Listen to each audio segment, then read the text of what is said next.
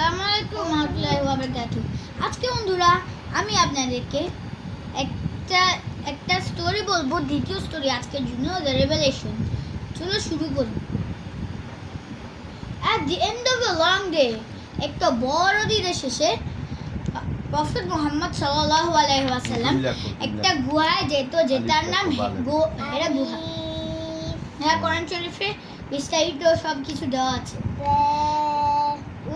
ওই হেরা গুহায়, in the cave, he would think about the purpose of human life. ওই গুহাতে সে human লাইফে আসল মূল লক্ষ্যটা ভাবতো, মানে পারপোজটা ভাবতো, মানে এরকম কিছু বিস্তারিত উদ্দেশ্যটা কি হয়। অনেকগুলো রচনায় দেওয়া আছে, ভ্যালু অফ টাইম, অনেক কিছু এরকম কিছু আছে। He wondered about questions about like why humans are created and where everybody would go after living on Earth. সে ভাবতো কেন মানুষরা বানানো হলো, আর সব মানুষ কোথায় যেত যখন তারা মরে যেত। যখন সে ওইখানে বসে থাকতো অবশ্য শান্তিতে ও চুপ যখন, he would contemplate in deep thought.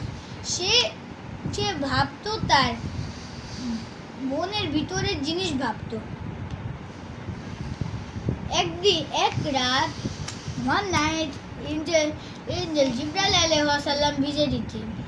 এক রাত ফেরেশতা, এক নম্বর ফেরেশতা জিবরাইল আলাইহিস সালাম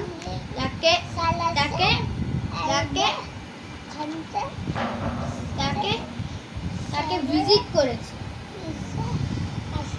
তার সাথে দেখা করেছে। The angel uttered. বাবা, ও টাইম অল্প থাকে, দ্রুত করে শেষ করো, না টাইম বড় হবে, ভিডিও বড় হয়ে যাচ্ছে। বলো। The angel uttered. প্রথমে সূরা আলাকার প্রথম 5 আয়াত। ইকরা বিসমি রাব্বিকাল্লাযী খালাক, ইকরা বিসমি রাব্বিকাল্লাযী খালাক, খালাকাল ইনসানু মিন আলাক, ইকরা ওয়া রাব্বুকাল আকরাম, الذي علم بالقلم, علم الإنسان ما لم يعلم, كلا إن الإنسان ليطغى. এই পাঁচটি আয়াত, যখন the prophet was mortified as he could not read or write. The prophet তা বুঝতে পারছিল না, যখন সে পড়তেও পারতো না ও লিখতেও পারতো না। আমাদের প্রফেট সাল্লাল্লাহু আলাইহি ওয়াসাল্লাম, but Jibril alayhi salam insisted that if he could read, he must read. কিন্তু জিবরাইল আলাইহিস সালাম বলছে যে সে তার পড়তেই হবে। So he began to repeat the words that came to him with the angel said. এর জন্য সে বলতে আসে শব্দগুলা যেগুলা এই ফেরেশতার সাহায্যে আসে। Thus came about the first verses of Quran. এজন্য কোরআনের প্রথম 5টি আয়াত শুরু হয়েছে কোরআন শরীফে। জিবরাইল went away soon after. জিবরাইল আলাইহিস সালাম পরে অনেক চলে গিয়েছিলেন।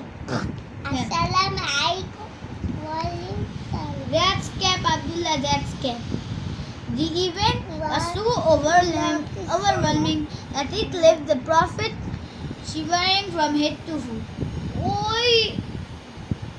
ওই ইভেন্টটা খুবই ওভারওয়েলমিং ছিল, যেটা প্রফেট সাল্লাল্লাহু আলাইহি ওয়াসাল্লামকে মানে প্রফেটকে মানে কাঁপতে আসে মাথা থেকে পা পর্যন্ত।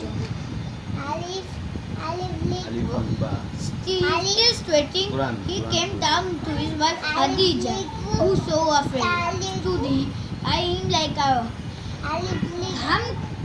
এখনো ঘামতে আসে।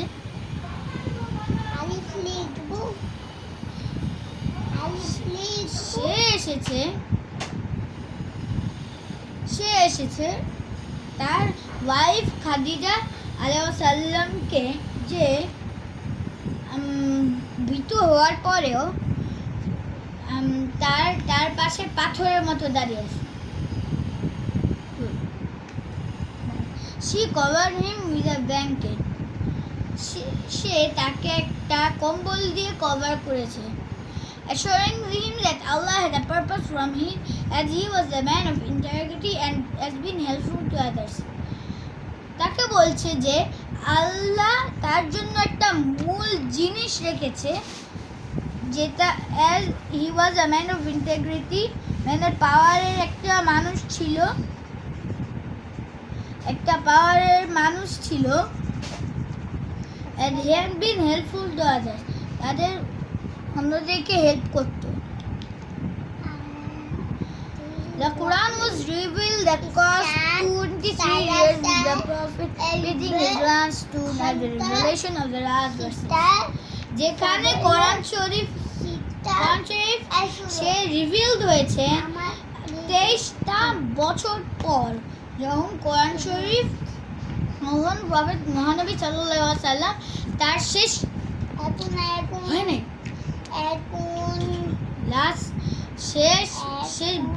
ব্রিথ করছে। আচ্ছা, আসসালামু আলাইকুম ওয়া রাহমাতুল্লাহি ওয়া বারাকাতুহু। আর তারপর এখানে বোঝা যায় the Quran was revealed soon across 23 years. এখানে তার নবুয়ত পর 40 বছর থেকে সে যখন মারা যায় তার জন্মদিনে, তখন সে 62 বছর থেকে 63